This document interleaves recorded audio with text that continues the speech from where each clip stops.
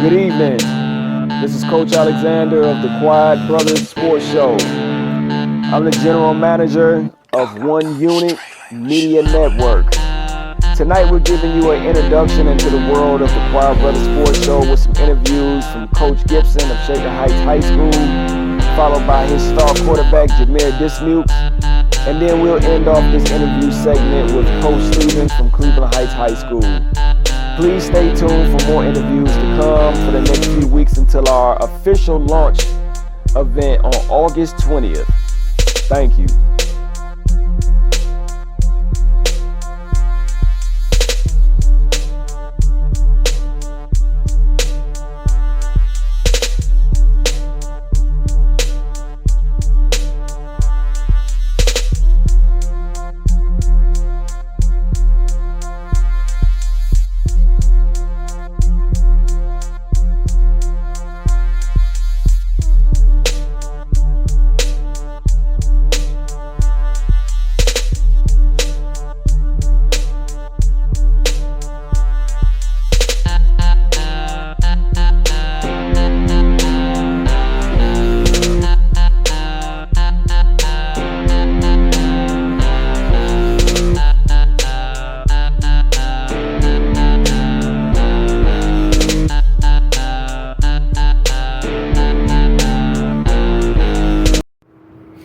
This is Coach Alexander, Quiet Brothers Sports Show here at Shaker Heights High School. Getting ready to interview Coach Gibson of the varsity team. Now, let me make sure I'm correct with this. You coach freshman varsity and JV, right? Yes. Okay, so he's the head coach for all of them. So we're going to go ahead and get into this interview. How long have you been coaching? Overall, this will be going into my 18th year. Here at Shaker, I believe it's going into my 8th year. Excellent. I've been a head coach for the last 12 years, I believe. So I've been a head coach 12 years, assistant coach, coaching overall about 18 years. And now, what was it that led you into coaching?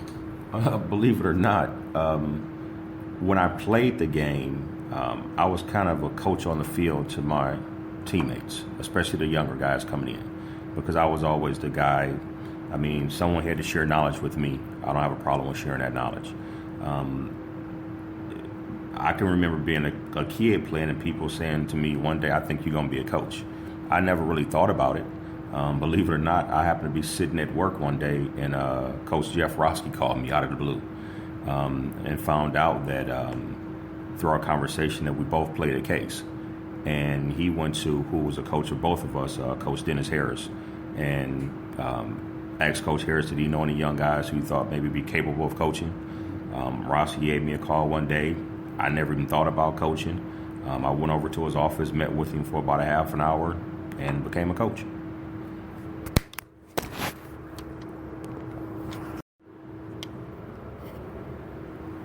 So what's your goal as a coach? I would tell you my goal as a coach now has changed from when I was a coach early on. When I first got into coaching, my mindset was just, I want to make these kids a better player. I want to take a kid as a freshman who comes in, really doesn't know the game, teach him the game so he can excel, so I can see what he can do on the football field. Over the years of 18, my goal has totally changed. It's a different kid today, different outlooks and things like that. So my goal as a coach now is more of making them a more well-rounded individual, from beginning to end, from A to Z. That's on and off the field. So you mentioned the fact that I don't know if it's the quality of thinking or the motives or whatnot for the boys. You said you're starting to see something different. What's some of the obstacles or some of the changes that you're seeing in the players? It's a different kid. Not only is it a different player, it's a different parent. You have parents who really don't want their kids to play because of the concussion thing, and I get that. For all different reasons, you have parents who don't want their kid to play. But I think it's just a new age, and I think and not right, wrong, or indifferent. Just it's a lot of entitlement today. The kids are not hungry as they used to be. I come from an era, and you have to go back to when we played, when we were coming up. I was raised in the inner city of Cleveland in the projects. I grew up in the Longwood projects. We had to work for everything we earned, we got. Nothing was handed to us, and that was my mindset all the time. Again, things have changed. Parents have a little more today than our parents had. So the kids they come out, kind of privileged, or things given to them. And there's nothing wrong with that. If that's the way that you parent, then that's fine. But because you parent that way doesn't mean that I coach that way. So there's a multiple of things that have changed. The kids, they don't go to the weight room like they used to go to the weight room. Because my thing is during off season, you're supposed to get bigger, faster, stronger. Well, when it comes time for some kids, not all, some kids, when it comes time to the off season, they have every excuse in the book why they can't go to the weight room.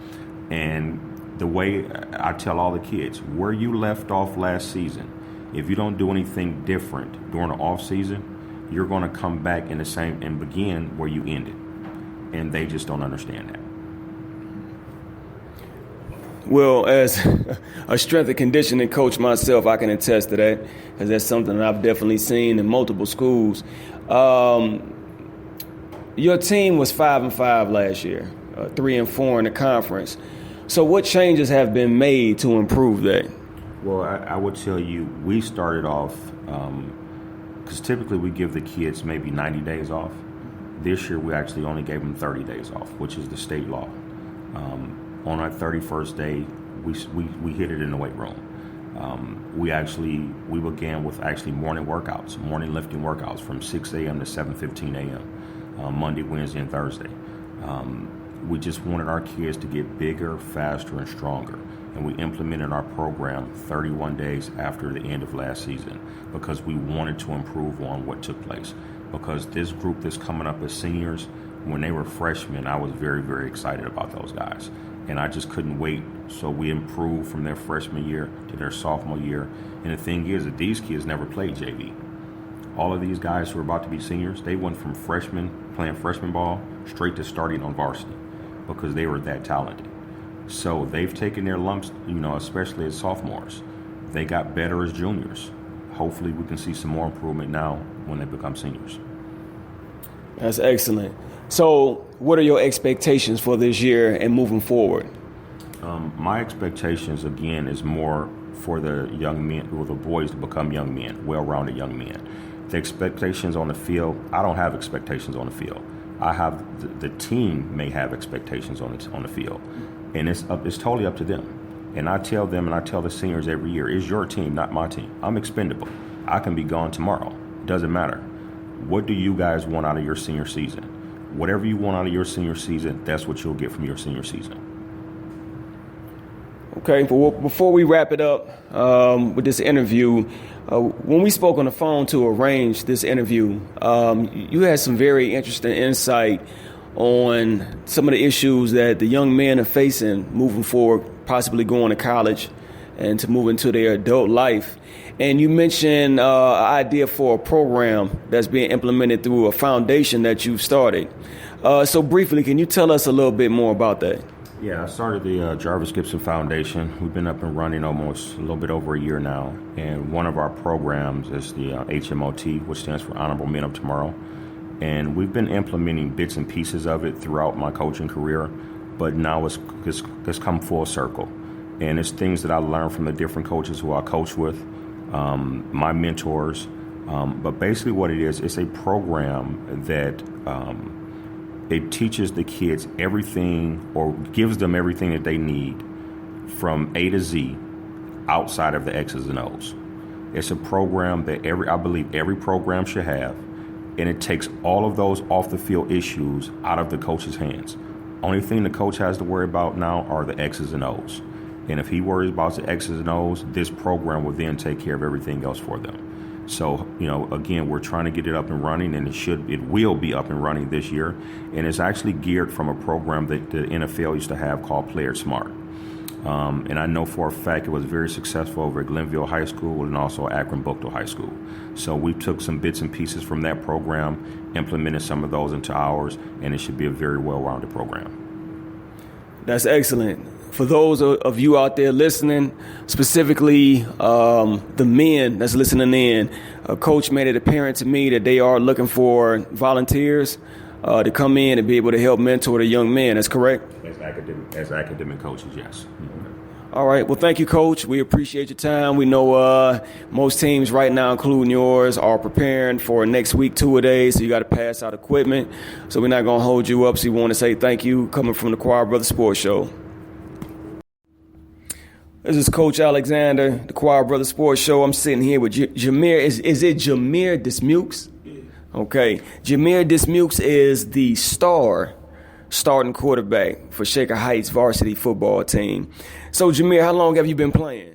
I've been playing football for about 10 to 9 years. 10 to 9 years. What led you into football? My big brother played, and I follow his footsteps. I liked basketball at first, and then he got me to like football. Then I found a love for the game. Good. So, what's your goals with the sport? Take it as far as I can. Obviously, get into a good college, but before even with going to college for football, I find a nice degree. I know I want to major in some kind of engineering. Excellent. What's some of the struggles you've faced so far playing football? Being a leader, and with the team I'm with now, we're kind of young, but I had mainly everybody on the team look up to me and a couple of our seniors. Well, actually all the seniors, because we all play a big role for the team. But I've been starting since a sophomore, so I had to learn how to be a leader early and fast. Your team was 5-5 last year, 3-4 in the conference. What changes, not only did the team make, but did you make to be able to improve for this year? Yeah, always putting in extra work, extra field work, extra weight room, extra film work. I always do extra, so I know now that we come back, we play the same teams again. I know what to do and what not to do. Now that it's a new year. Good. What are the expectations for this year moving forward? Moving forward into the season, obviously always get better, and we got to keep taking steps forward. We started off my freshman year, our team went 1-9. I started as a sophomore, we went 3-7. Last year we went 5-5. So it's obviously we're getting better. So we got to keep getting better, keep winning games. That's what it's all about. Keep winning games, get into the playoffs. It's my last year. I got to do something. Okay. So the thing I asked that's different from a lot of other media outlets, because we genuinely care about your academic side.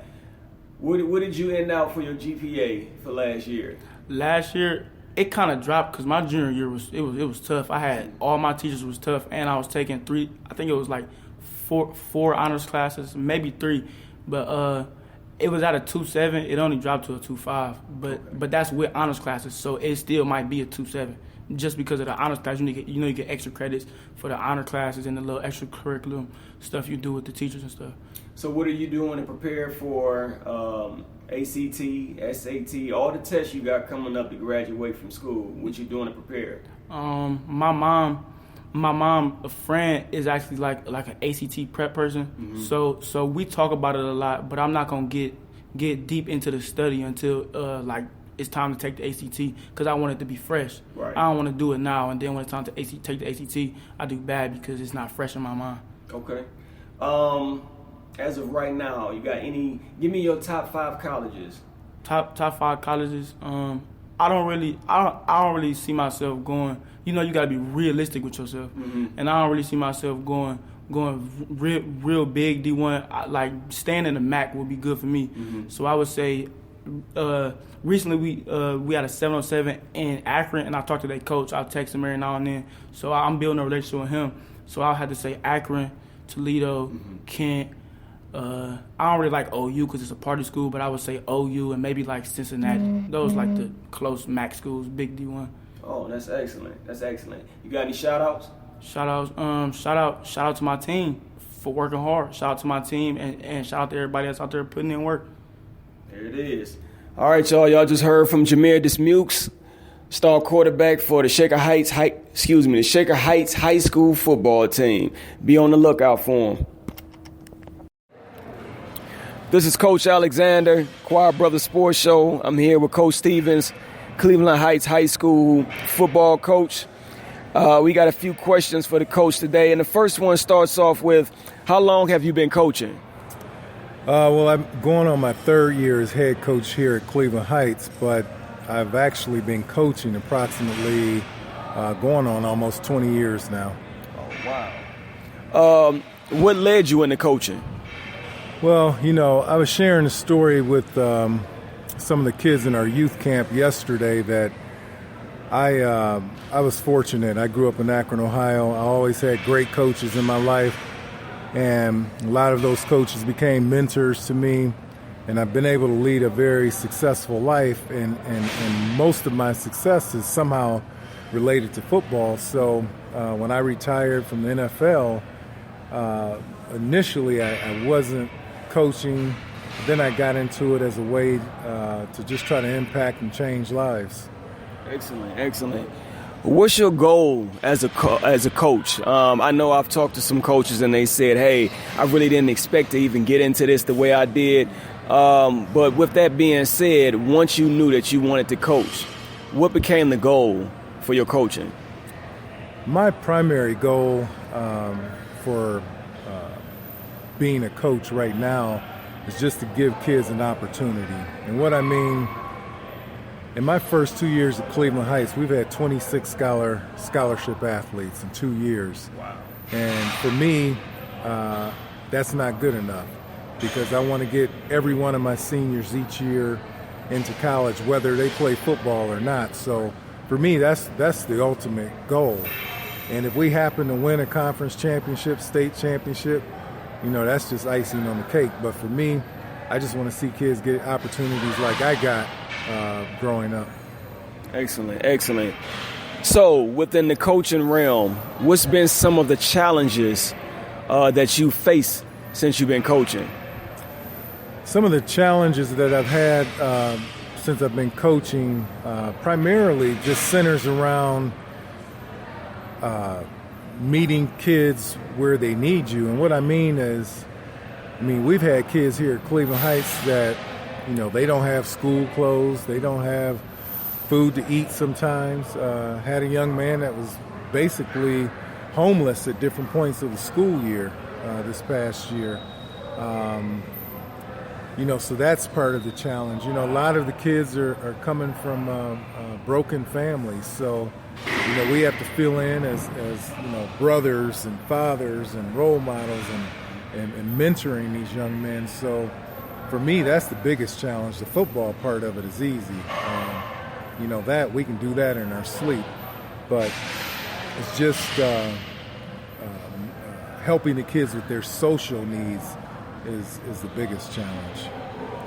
And as somebody who has been a strength and conditioning coach before at Warrensville Heights and currently working with boys, I can attest to that. It's always a challenge trying to get the boys to the facility and understanding that everybody is not equipped to have the proper nutrition, have all the equipment that they need, and even getting a ride to be on time to certain places. So I can definitely understand that. Last year, your team was 6-4, 3-1 in the conference. And I did notice that against Mooney, first game last year, y'all struggled against them. And now you have a chance to kind of get some get back. So with that being said, 6-4 is a pretty good record. But I know you're seeking to improve on that. Everybody within a competitive nature wants to be perfect. What's being done to improve on last year's record? Well, one of the things about last season, we didn't quite finish the season the way I anticipated. Didn't anticipate starting out losing to Mooney like we did. But I can say this, our kids have prepared this offseason unlike in previous years. Academically, they're sound. We've had no issues with eligibility. Our kids have to drive down to my weight room here which is 20 minutes. Most catch the bus. So, we're dealing with not having a weight room for 2 years at Cleveland Heights because the school was being rebuilt, Right. and some other challenges. But one of the things we've taught the kids this offseason is whether you're playing football or just living life, you're always going to face some adversity. I feel the most confident I've ever felt going into a season because we're prepared. Last year we started the first game without a starting quarterback. He sustained a concussion a couple days before that game. We had a couple linemen that couldn't play, and we just didn't start off on a good note. But this year, I think we're right where we need to be. We're going to have a very formidable team. Defensively, our front four is made up of 4 Division I recruits. Our defensive backfield has 2 Division I recruits. Offensively, offensive line is 2 or 3 Division I recruits. We have 2 or 3 receivers that are going to be playing college football next year. So we got some dudes, as they say. And, I just feel good about where we are. I've challenged the coaches to do a little bit more this off season. And again, it's not so much related to football, but it's just being involved in your particular position players' lives, knowing where they are academically, knowing where they are socially, allowing them to lean on you when they need you so that, now that we're getting ready to get into August, they have a clear mind and they're just ready to play football at this point. That's excellent. Of course, for anybody listening, when we talk about Cleveland Heights and you talked about the D1 scholars that you have on the team, most people are familiar with Tyreke Smith, and primarily so because of the shirt he wore at, I think it was Ohio State, right? And a statement was being made, and it was great to see somebody young be able to make a statement like that. So I know that has brought a lot of attention, even nationally, to the team. How has the team and yourself dealt with, quote unquote, the repercussions of that? Because, as being brothers, we can sit there and be like, hey, I understand why you wore the shirt, but I'm pretty sure it was some people who didn't feel that he should have done that. So on both sides of the spectrum, how has it been for you and for the team to have dealt with the impact of his statement? Well, I've been contacted by some major national media outlets in regards to Tyreke wearing that shirt. And I find it interesting because when they ask me, can they interview me or come up to the field and interview him, the first thing I ask them is, or the first thing I suggest to them is, I have no problem with you interviewing me or Tyreke, only if you talk about Tyreke Smith being a 3.8 honors student, only if you talk about Tyreke Smith never having a behavior issue in school, only if you talk about Tyreke Smith being one of the hardest workers on this football team.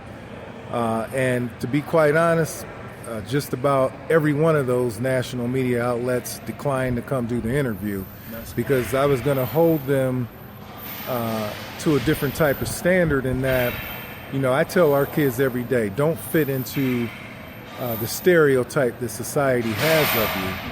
And, some of our kids and just about our entire coaching staff has at some point in their life had to deal with being stereotyped, whether it's by society, a police officer, a school system, whatever it may be.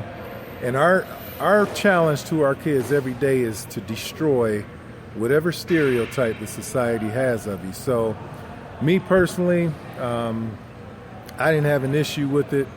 The only thing I told Tyreke is just make sure you carry yourself in the way that you always do, and there won't be any issues. What you said is really the reason the Quiet Brothers Sports Show came about. Everybody on our staff, and within me saying this, that doesn't mean we exclude anybody. But everybody on our staff currently, we're all black men. We have a sister that works with us. We're bringing in some interns from some of the schools around the area.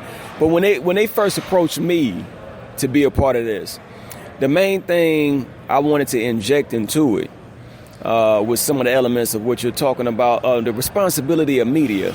We watch people come from everywhere else, even those who live in Cleveland. They come from these certain areas, and the only time they want to deal with us is when we're at the peak of our athleticism or we in trouble. They never want to shine the importance of academics. And I just told the brother over at Shaker, Jamir Dismukes, I said, hey, it's fine if you love football and you feel like you're going to go off to college and make something out of that where maybe you go off to the pros. That's nice. But let that be icing on the cake. Don't let that be the cake. The cake is being able to go and get a degree in something where when you come out of school within the next 5 years, you can make 6 figures. And then if you get drafted by accident, then hey, it's extra. And that's what we want to be able to communicate to the young brothers. We meet them where they are. And we say, hey, it's more to life than this. Go have your fun. Get this energy out there. And so when I saw Tyreke wear that shirt, I understood exactly how important that was, because we need to see more young people being responsible to speak up instead of always having that feeling of, well, I'm just a kid, what I know, or I'm being told to stay in my place, so forth and so on. So as we end off this interview, my last question to you is, what's the expectation not only for this year, but just moving forward, period? What's the expectations for you as a coach and for the Cleveland Heights football team? Well, for me, the expectation, I guess it goes beyond Cleveland Heights, because, again, Northeast Ohio and especially the Cleveland area is a hotbed of high school football. But what we're trying to do at Cleveland Heights, and I have a great staff that helps me out, is just set a different type of standard. And what I mean is, we just talked about Tyreke Smith, but I have some other guys that are being recruited by a lot of different schools. But we have kids that are being recruited by Stanford University that are actually qualified to attend Stanford. I have a young man that's being recruited by Ivy League schools, by Georgetown University, by high academic institutions. And what we're trying to do is keep those schools coming to this area, because I don't know if my kids are going to go to some of the schools that I just mentioned, but if nothing else, when those schools come into Cleveland Heights High School, I'm going to tell them, go to such and such a school down the street, because they got a young man that I'm aware of that you might want to consider.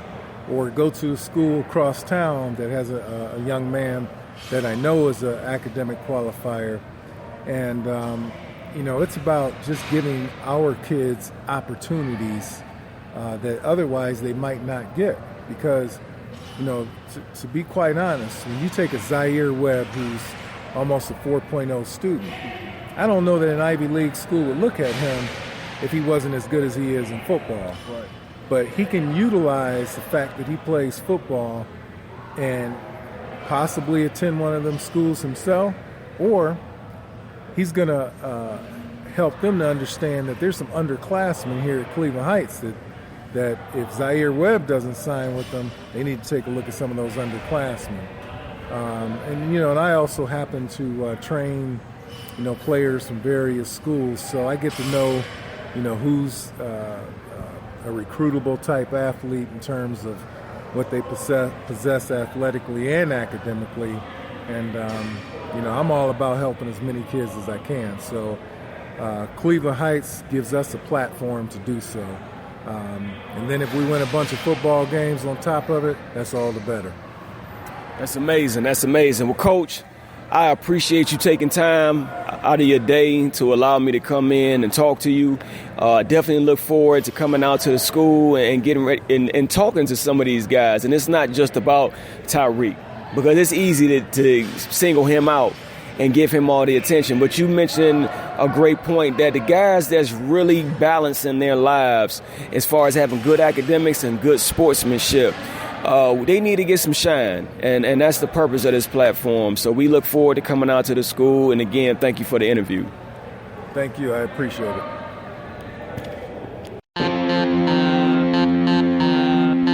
Okay, we hope you enjoyed these interviews, and go to our website, oneunitmedia.com, and once on the website, you get to hear or read about our story, and then you'll see the links to download our free app, either in the Apple Store or Google Play. Be prepared. Brothers are here.